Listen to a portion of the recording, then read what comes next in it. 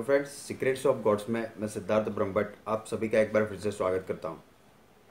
और आज हम आपको बताएंगे नारद मुनि से जुड़ी हुई एक कथा।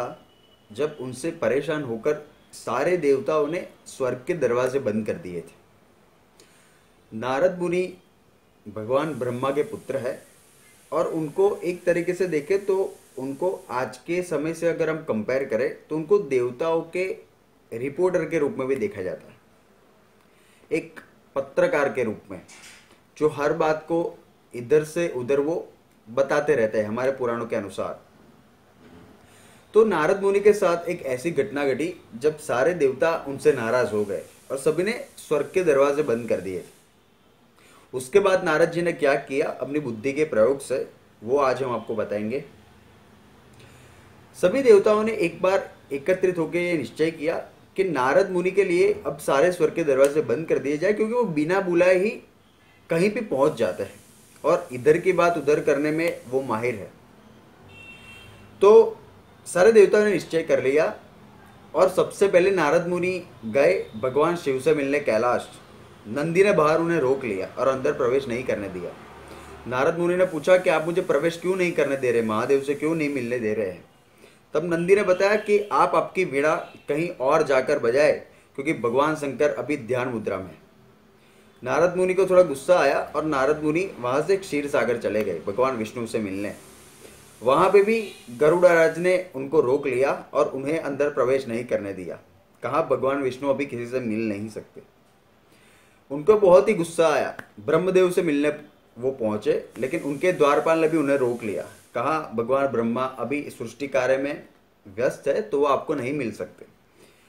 तो इसके बाद नारद मुनि को बहुत ही क्रोध आया और नारद मुनि वहां से चले गए और धरती पर भ्रमण करने लगे। उन्हें कुछ सूझ नहीं रहा था कि वो क्या करे, कौन सा मार्ग निकाले। फिर उसके बाद वो इधर उधर जब भटक रहे थे तो वो काशी पहुंचे। काशी जाकर एक संत महात्मा से मिले, उनके पैर छुए और उनके साथ बातचीत करने लगे। उनकी समस्या उन्होंने बताई।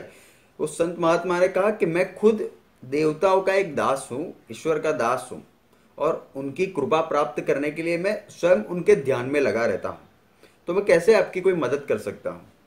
फिर भी उन्होंने नारद मुनि को 3 पाषाण दिए, 3 पत्थर दिए कि ये शायद आपकी कुछ मदद कर सके, क्योंकि देवताओं द्वारा दिए गए 3 पाषाण थे।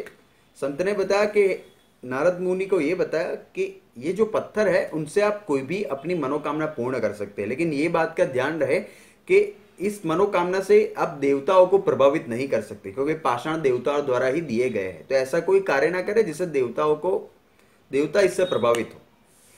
फिर नारद मुनि सोचने लगे कि इसका वो उपयोग कैसे करें।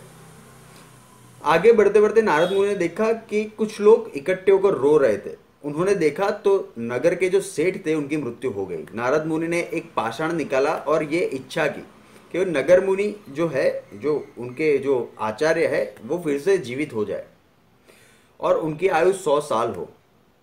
तो उनके इच्छा की पाषाण को हाथ में रखकर और वो जीवित हो गए।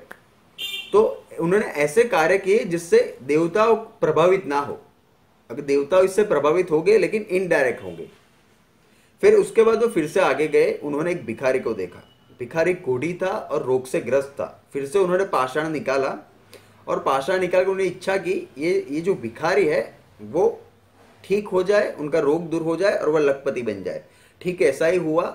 वो कोढ़ से ग्रसित था, वो बिल्कुल ठीक हो गया और उनको लखपति बन गया। फिर से आगे गए और फिर से उन्होंने देखी कि एक बच्चे की मृत्यु हो गई है, मां रो रही है। उन्होंने फिर से एक पाषाण निकाला और इच्छा की, लेकिन उनके मन में विचार आया कि अगर ये पाषाण खत्म हो जाएगा तो फिर उनके पास कोई दूसरा ऑप्शन ही नहीं। सो नारद मुनि ने जो नेक्स्ट उनके पास जो था आखिरी पाषाण, उनके हाथ में रखकर इच्छा की कि सारे ये तीनों पाषाण उनके हाथ में फिर से आ जाए। तो ऐसे ही वो पाषाण एक साथ वो इकट्ठे करते रहे और सृष्टि कार्य में वो बाधा डालने लगे। कभी किसी की आयु बढ़ा देते थे, कभी किसी भिखारी को राजा बना देते थे। तो इससे देवता बहुत ही प्रभावित हुए और देवताओं को अपने कार्य में खलल पहुंचने लगी। सारे देवता फिर से एकत्रित हुए और सभी ने निश्चय किया कि उन्होंने भूल की है, क्योंकि नारद मुनि को चंचलता का श्राप प्राप्त है, इसलिए वो इधर उधर भटकते रहते हैं। फिर वरुण देवता और वायु देवता दोनों एक साथ मिलकर नारद मुनि से मिलने जाते हैं, नारद मुनि को ढूंढते हैं, लेकिन नारद मुनि उनको दिखाई नहीं पड़ते। एक बार गंगा नदी के तट पर वायुदेव उनको देखते हैं। फिर उसके बाद वरुण देव उस पानी जहाँ पे वो स्नान कर रहे होते हैं नारद मुनि, वहाँ पे वो प्रवाहित होते हैं वायुदेव, वो प्रवाहित होकर वो उनकी वीणा को बजाते हैं। नारद मुनि स्तब्ध रह जाते हैं कि ये वीणा आखिर बजाई किसने, क्योंकि उन्होंने वीणा बजाना छोड़ दिया। फिर वरुण देव उनके सामने उपस्थित होते हैं, उनकी क्षमा याचना करते हैं नारद मुनि से, और फिर से एक बार नारद मुनि के लिए स्वर्ग के दरवाजे खुल जाते हैं।